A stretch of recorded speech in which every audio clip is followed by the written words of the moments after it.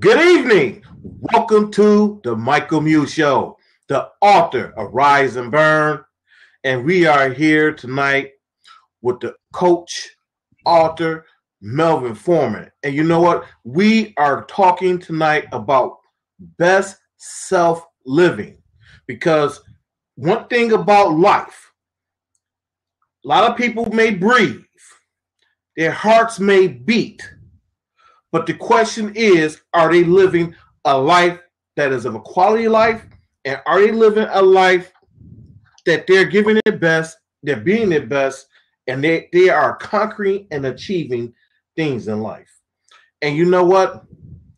Definitely want to thank everyone for coming on tonight. If you're watching on michaelmusenow.com, I want to thank you for coming on because on a Tuesday night, you could be doing anything right now. You could be watching TV. You could be getting ready for bed. But guess what? You choose to be here, and we choose. We thank you. We're appreciative. And definitely what we have in store for you is going to be well worth the time with us tonight. So, Coach Author Melvin Foreman, how are you doing this evening, sir? I'm good. I'm blessed. I'm being my best. Well, sir, just the fact you said you're being your best says a lot about you, and it says a lot about the energy that you bring to the show tonight. And I appreciate you, sir, because you definitely understand the concept of not just living a life just to be living. And I always say the mode of most people is work, pay taxes, pay bills, and that's a repeat cycle. And we already know what's at the end of that cycle is die. And I definitely hope by the end of this show, people are going to have some golden nuggets, some things that they can look at with their life, that they can apply, and they can move on. But author Melvin Foreman, I want to thank you so much for coming on to share this insight. And so the first question I want to ask, just want to start with you. What do you do for a living? And just kind of give us a little background on your upbringing. Okay. Well, currently, believe it or not, semi-retired. Right now, I'm semi-retired, putting my time and energy into this best self-living project that I started about 4 years ago. Prior to 4 years ago, for 25 plus years, I worked in the city of Detroit as a tennis instructor, coach, director, manager, and then last but not least, the tennis coordinator for the city of Detroit. So my contract spanned over about 25 years. And in 2012, my contract terminated when the city kind of got into some financial challenges and what have you. And so once my contract terminated, there I was, 50 something years old, asking myself, what do I do now? And it took me a week or so, but then I realized that I had another chapter in my life to live, and I was going to live it well. And that's how I ended up developing this best self-living program project that I'm currently involved in. And Arthur Melvin, I want to say that you said something very important there. I want to touch on that real quick. The fact that you said you did something for 25 years, working with the city, teaching tennis, and at a certain point, they were no longer able to pay you to do what you were doing, and you had to make a choice with your life. And you know what, Mr. Arthur Melvin, there are a lot of people right now who are in that situation. They have been in jobs for many, many years, that have downsized, who have said, we no longer need you no more. You need to just retire.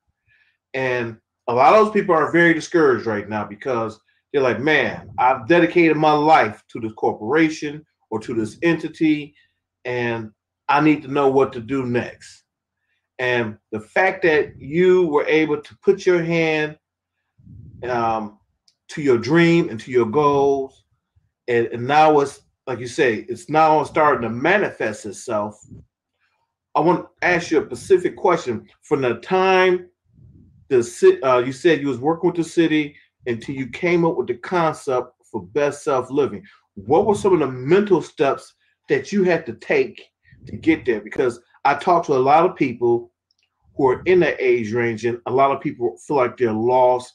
They feel useless. They feel don't feel appreciated. So, what was the mental steps you personally took to get from the point where to get to best self living from the time you was no longer with the city? Well, let me share this.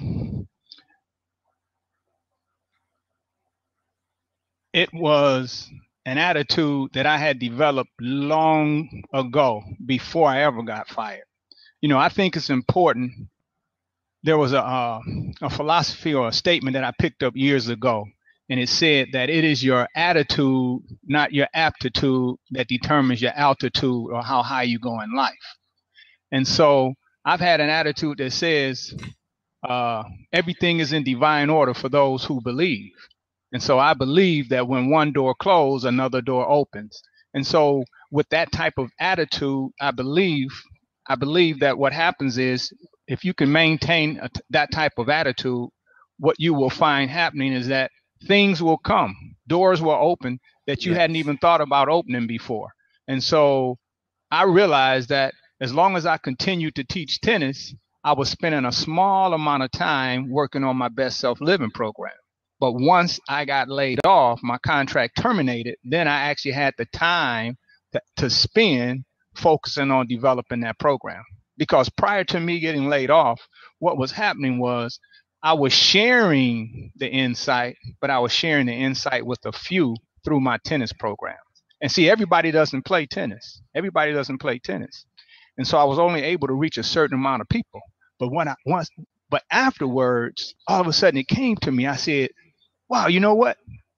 I've been teaching classes. Now I get a chance to reach the masses. So my point is, it's that attitude that got me going and kept me going from one chapter in my life to the other. So attitude is a big thing to have when it comes to living this wonderful life experience that we have.